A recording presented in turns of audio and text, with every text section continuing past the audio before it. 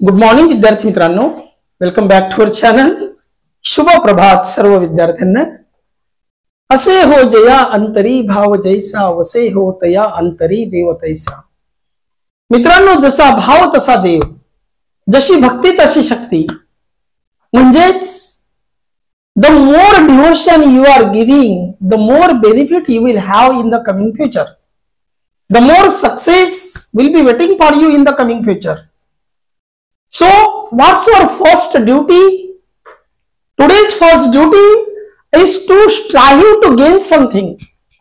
काहीतरी मिळवण्यासाठी मनापासूनचे प्रयत्न हीच आज आमची पहिली ड्युटी आहे, पहिलं कर्तव्य आहे. मित्रांनो, थांबला तो संपला. आपल्याला काहीतरी इनोव्हेटिव्ह, नवीन नवीन वेगळं काहीतरी आपल्याला त्या ठिकाणी चूज करायचं आहे, निवडायचं आहे आणि सक्सेसफुल व्हायचं आहे. मित्रांनो, आय एम व्हेरी हॅपी. मला खूप आनंद होतोय की लेक्चर लेंदी असू शकतं, हरकत नाही, डझंट मॅटर. पण मित्रांनो बघा, माझे संपूर्ण जे व्हिडिओ आहे, तुम्ही एक एक एक एक एक एक जर संपूर्ण व्हिडिओ बघितले तर 100% तुम्ही त्या विषयाचे मास्टर बनणार.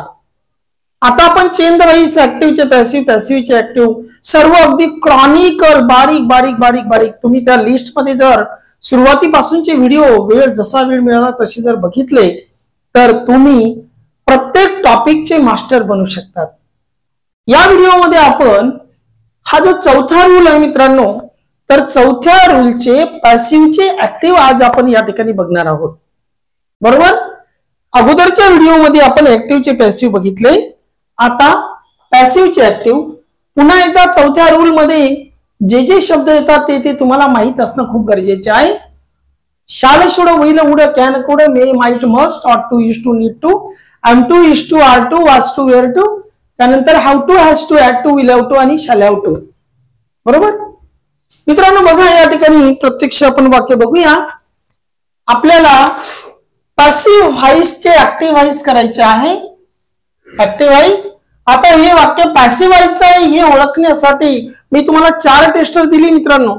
खूप सुंदर टेस्टर आहे. जर वाक्यामध्ये टू बी किंवा टू बी विथ 3 पहिला टेस्टर, नंतर सेकंड टेस्टर आहे बीइंग विथ 3, तिसरा टेस्टर आहे बीन विथ 3 आणि चौथा टेस्टर आहे बी विथ 3. जर का समजा तुमच्या वाक्यामध्ये यापैकी कोणतंही एक लक्षण असेल तर 100% तुमचं वाक्य पॅसिव्ह व्हायचं आहे. आता आपल्या प्रत्येक वाक्यामध्ये तुम्हाला बी आणि वित्री दिसणार आहे. बघा, बी वित्री बघा या ठिकाणी. त्याच्यानंतर बघा इथं बी आणि वित्री आहे. इथं या वाक्यामध्ये पण बी आणि वित्री आहे. या वाक्यामध्ये बघा बी आणि वित्री. हा, इथं पण बी वित्री, इथं पण बी आणि वित्री. बघा, इथं बी आणि पेड वित्री आहे, इथं बी आणि लाऊड वित्री आहे. प्रत्येक ठिकाणी जर तुम्ही ऑब्झर्व केलं म्हणजे आपण चौथ्या रूल मध्ये याची खात्री आपल्याला पटते मित्रांनो. कितव्या रूल मध्ये आहोत आपण? चौथ्या रूल मध्ये. तर या पद्धतीने बघा, ही संपूर्ण जे वाक्य आहे ते आपण या ठिकाणी चौथ्या रूलचे पॅसिव्हचे वाक्य आपण इकडे ऍक्टिव्ह करत आहोत. आता मी तुम्हाला अतिशय स्टेप बाय स्टेप कशी उत्तरं तयार करावी ते सांगतो. बघा, जे टाकलं तेच आपल्याला काढायचे मित्रांनो. ऍक्टिव्ह व्हायचं पॅसिव्ह व्हाइस करताना जे जे आपण टाकलेले ते काढायचे, कारण आपल्याला पॅसिव्ह व्हाइस मधून आता ऍक्टिव्ह व्हाइस मध्ये यायचंय. मग आता आपण काय टाकलेलं होतं? बी टाकलेला होता आणि बी टाकलेला होता. आणि बाय जर वाक्यामध्ये नसेल तर मी तुम्हाला सांगितलेलंच आहे की जर वाक्यामध्ये बाय नसेल आणि जर लॉजिक कसं लागतं त्यानुसार आपल्याला कृती करावी लागेल. तुम्हाला बायस, बाय देम आणि बाय जे लॉजिक लागेल ते. जसे की ऑपरेशन केलं गेलं तर कोणाकडनं? By the doctor. चोराला पकडलं गेलं कोणाकडनं? By the police.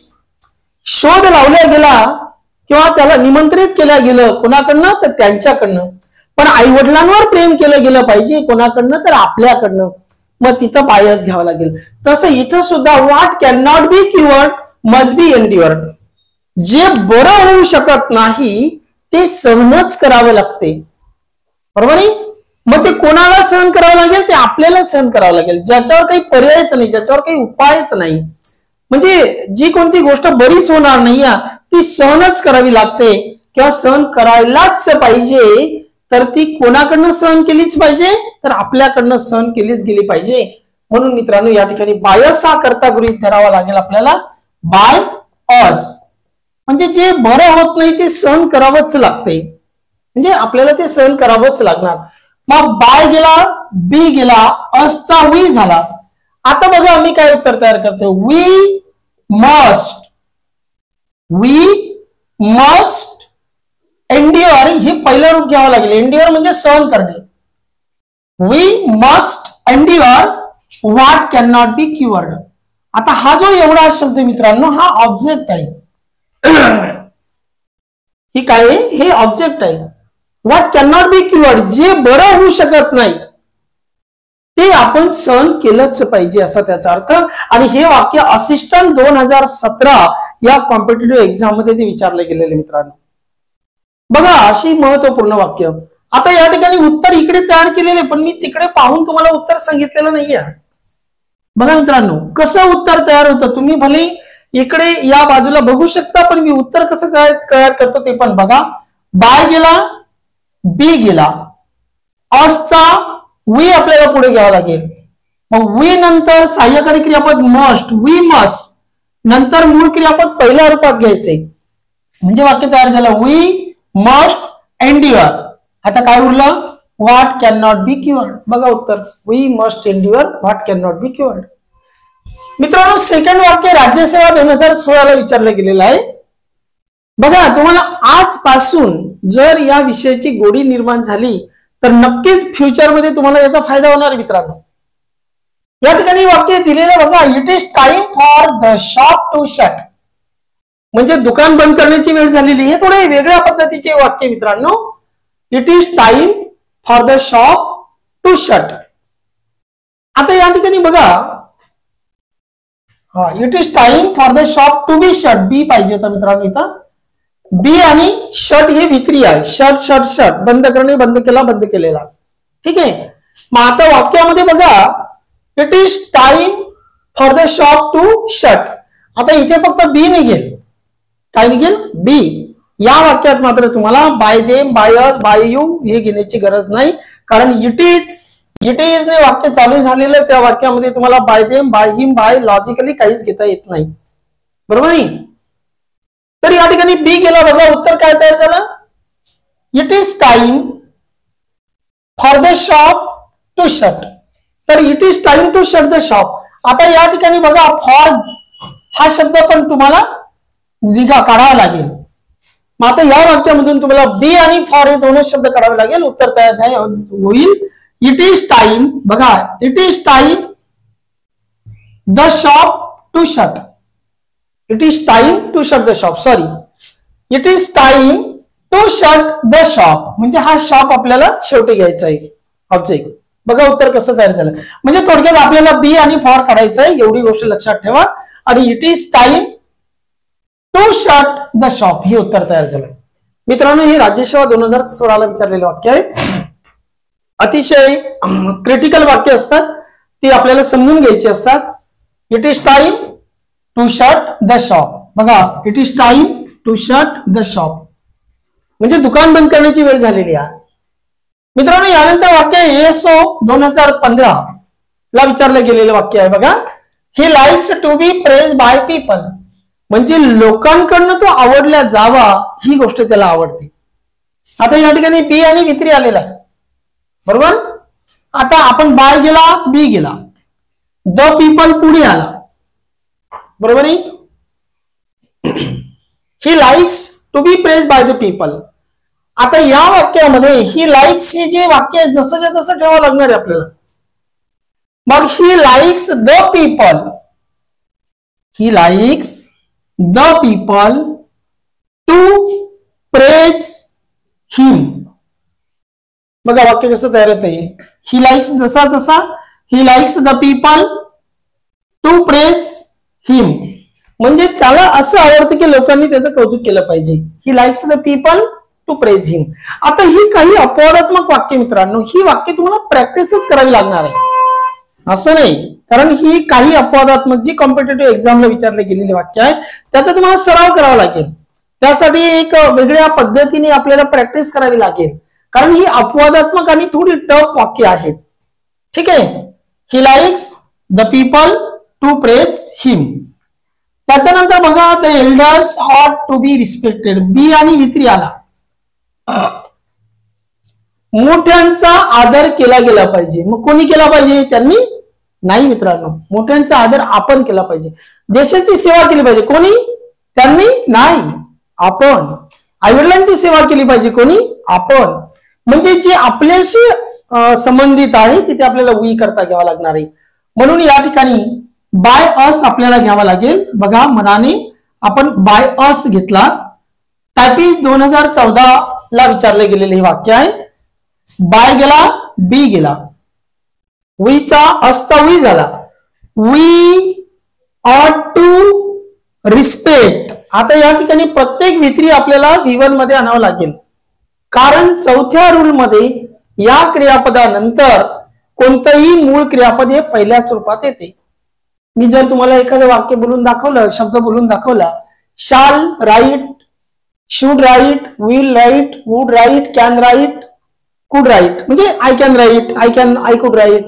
तुम्ही जर मला विचारले तर I shall write, I should write, I will write, I would write, I can write, I could write, I may write, I might write, I must write, I ought to write, I use to write, I need to write, I am to right. Okay. तर अशी भरपूर काही वाक्य त्या ठिकाणी बनत आहे मित्रांनो, की त्याच्यात मूळ क्रियापद पहिल्याच रूपात असते, हे लक्षात ठेवा. ठीक आहे. म्हणजे आपण आता पॅसिव्ह मधून ऍक्टिव्ह मध्ये येताना या नियमामध्ये मूळ क्रियापद पहिल्याच रूपात घ्यायचं, ही गोष्ट फायनल लक्षात ठेवा. वी ऑट टू रिस्पेक्ट द एल्डर्स. बघा, उत्तर तयार झालं. वी ऑट टू रिस्पेक्ट द एल्डर्स. यानंतरचा वाक्य नंबर 5 मित्रांनो, पुन्हा इथं बी गेला, वाक्यामध्ये बाय नाहीये. Where will these prisoner be sent. म्हणजे या कैद्यांना, प्रिझनर्स म्हणजे कैदी, या कैद्यांना कुठं पाठवलं जाईल. मग कुठं पाठवलं जाईल, पण कोणाकडनं दिलेलं नाही. तर या ठिकाणी बाय देम घेऊया आपण.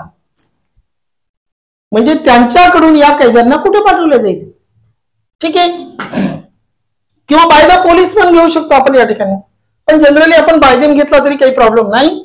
हा बाय गेला, हा बी गेला, देमचा दे झाला मित्रांनो. ठीक आहे.